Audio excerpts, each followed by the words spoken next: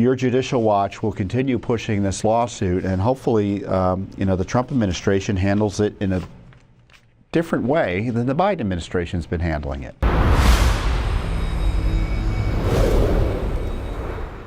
First up is the January 6th certification of President Trump's election. An historic day. As I've noted previously, Trump's election in many ways is a vindication for the rule of law and a stand against the lawfare and the abuses of power by the Biden administration, the Biden-Harris administration, or some might say the Biden-Harris-Obama-Clinton administration, targeting Trump and other innocent Americans. And I was able to attend in person on behalf of Judicial Watch the election certification on Capitol Hill. I went up to Capitol Hill. I was a guest of the Speaker, and we were invited because of our work on election integrity. And so I can't think of better election integrity watchdogging than to go and watch the actual certification. And here's a video of it briefly. State of the vote for the President of the United States as delivered to the President of the Senate is as follows. The whole number of the electors appointed to vote for President of the United States is 538. Within that whole number, the majority is 270. The votes for President of the United States are as follows. Donald J. Trump of the state of Florida has received 312 votes. Kamala D. Harris. Historic occasion on Capitol Hill.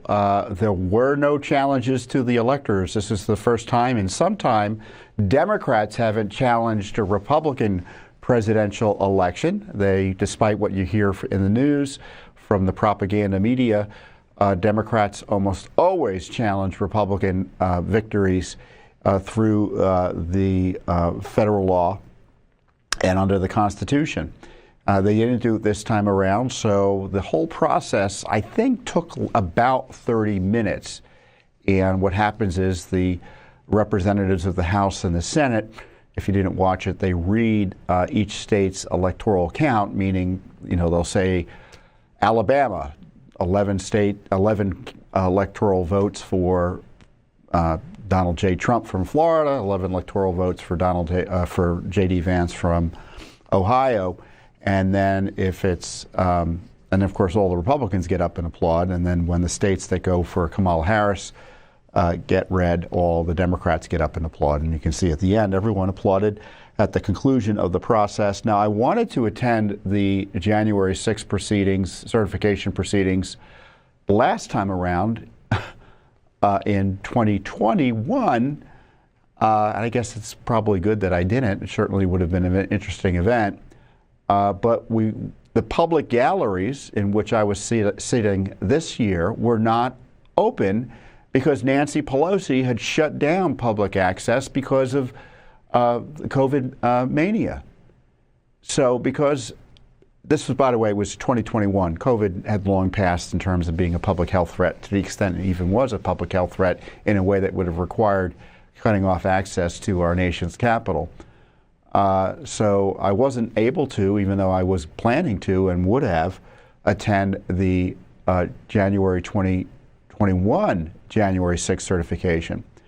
But the January 6th certification this year was another reason, and I think it was important that we played this section of the proceedings because the media doesn't like to admit that Trump won or provide the kind of historic nature of a record of his historic victory.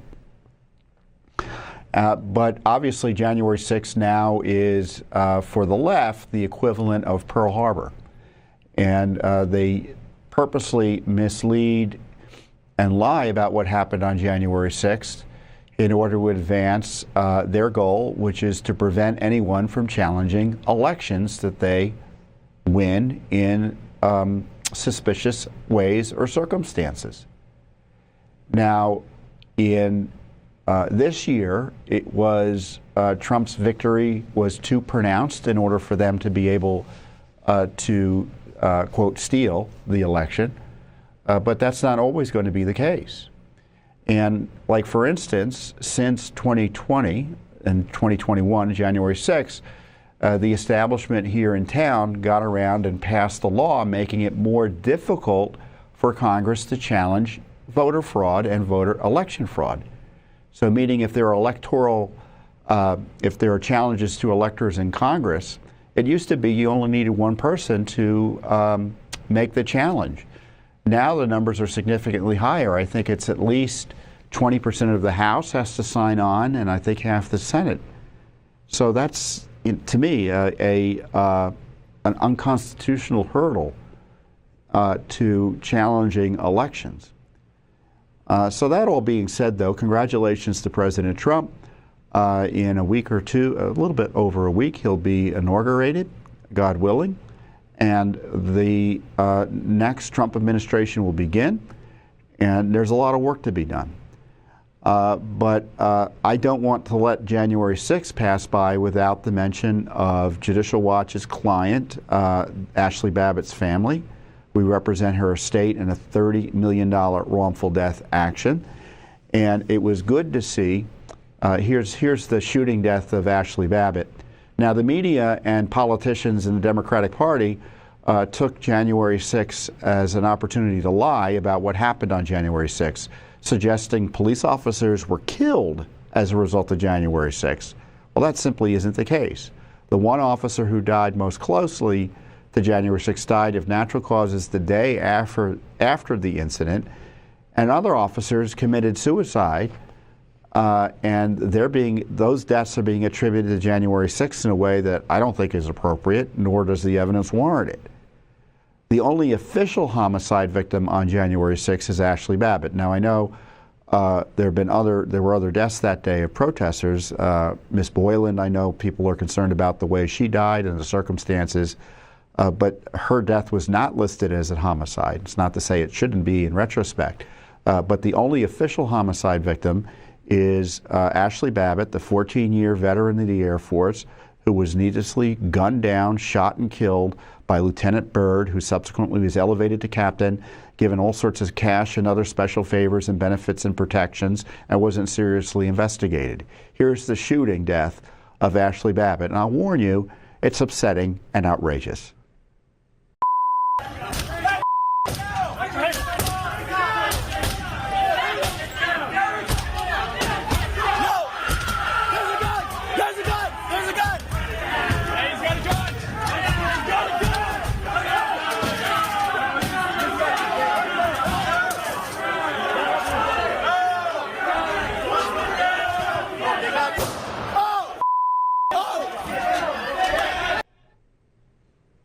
I can't believe he popped out and shot her like that. Byrd is a menace to the public safety as far as I'm concerned. And his disciplinary record, he shouldn't have even been there. And that's, of course, part of our lawsuit. What was the training? Now, the lawsuit's been set for trial in 2026. There's a hearing scheduled at the end of the month. And President Trump raised Ashli's death the other day when the media was trying to corner him on the idea of providing pardons for the hundreds, if not thousands, I guess it's over 1,300 now, of Americans prosecuted in this jihad against Trump supporters as a result of January 6th. Let's listen to what President Trump had to say.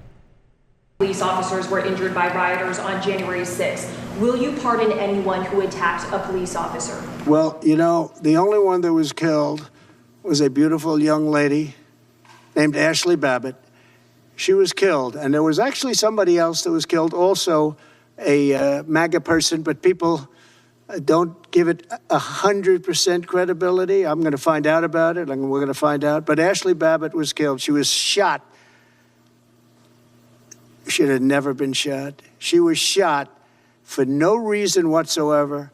In fact, they say that she was trying to hold back the crowd, and the crowd was made up of a lot of different people, so we'll see. But I will tell you this, the person that was killed was Ashli Babbitt. The other thing is, when they talk, you know, there was never charges of insurrection or anything like that. But if there were, this would be the only insurrection in history where people went in, as insurrectionists with not one gun, okay? And let me tell you, the people that you're talking about have a lot of guns in their home for hunting and for shooting and for entertainment, a lot of good reasons. But there wasn't one gun that they found. And why didn't they find the bomber, the pipe bomber? You know, they know who the pipe bomber is. The FBI knows who it is. The status of the FBI has gone down so far.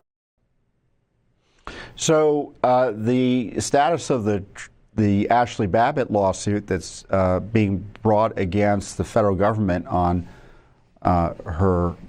behalf of her estate by Judicial Watch and her widow, Aaron Babbitt, widower, is many of the claims are going to go to trial.